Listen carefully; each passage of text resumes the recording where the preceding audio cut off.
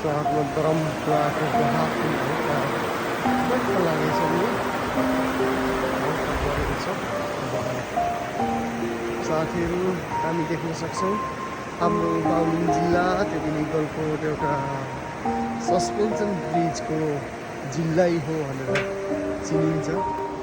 यहाँ विविध प्रकारका सस्पेन्सन ब्रिजहरू बनाइएको छ। अहिले आएर पछिल्लो समयमा यहाँ आरसिसी ब्रिजहरू ज्यादा मोटरेबल पुलहरू बनेका छन्। पहिला पहिला हाम्रो धेरै सस्पेन्सन ब्रिजहरूको देखिन्थ्यो, बनिरहेको देखिन्थ्यो। र हामी देख्न सक्छौँ यस्तो सफा ड्रेनहरू छ जसमा राम्रो हिमालयन ट्राउट फिसहरू फिसिङ गरिन्थ्यो। हाम्रो पहिला पहिला सानो खेत कति राम्रो ड्रेनहरू कञ्चन पानीहरू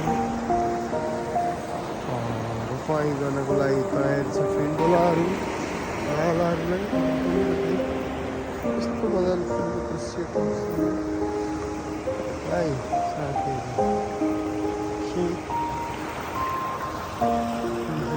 खेत रेडी भइरहेछ। त्यो रोपाइँको लागि ल्याएर रेडी गरेको छ। अब केही दिनमा यहाँ धान रोपिन्छ।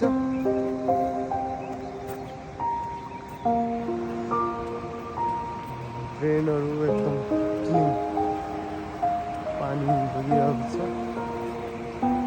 Everything is so good as well as केही दिनमा गलकोट अब हरियाली हुनेछ धान खेतीले है। त्यसको तयारी भइरहेको छ।